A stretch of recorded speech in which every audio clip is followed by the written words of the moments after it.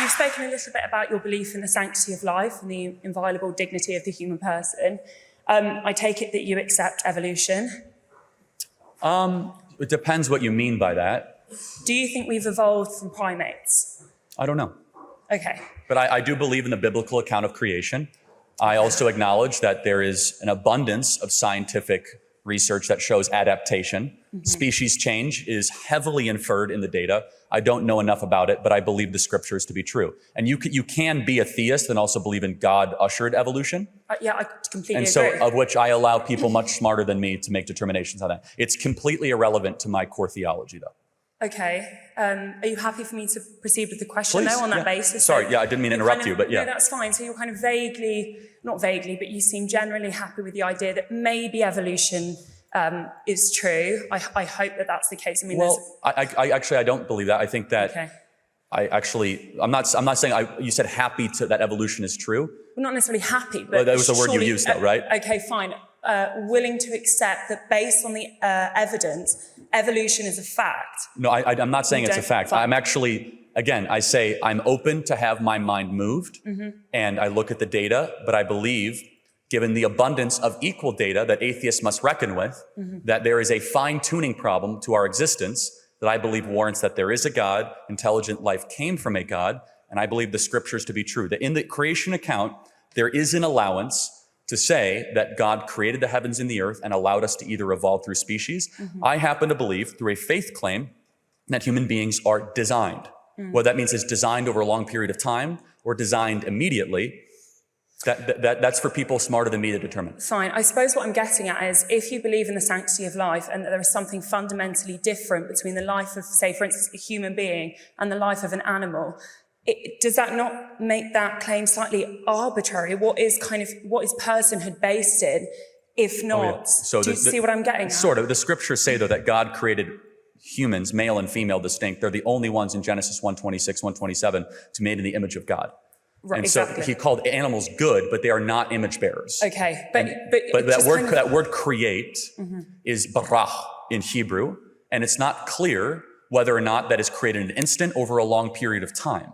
And we as believers, I find no contradiction into saying that God could have created an instant, of which I would be pleased. I'll ask God when I get to heaven how this all unfolded. Or was it a process of adaptation and species change? Very smart Christians are on both sides of this issue.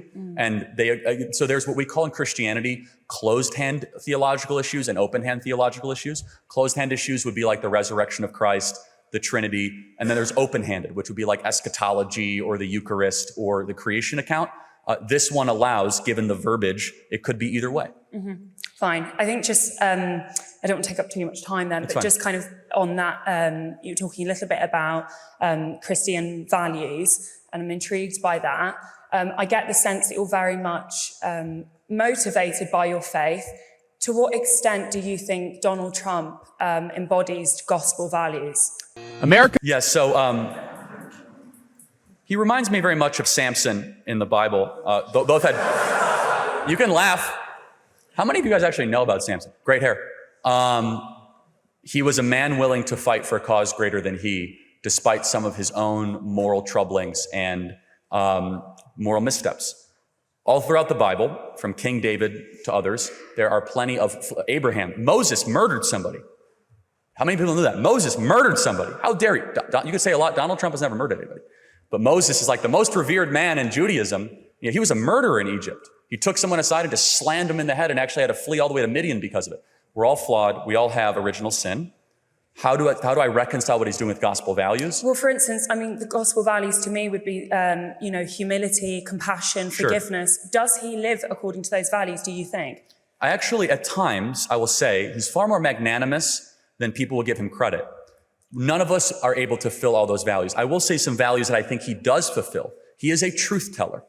And the gospel says very clearly that telling of the truth is one of the most fundamental things, the spoken word. So I'm not going to spend time here defining every moral decision that Donald Trump has made or not made. I am equally a sinner as Donald Trump. We all are. We all fall short of the glory of God.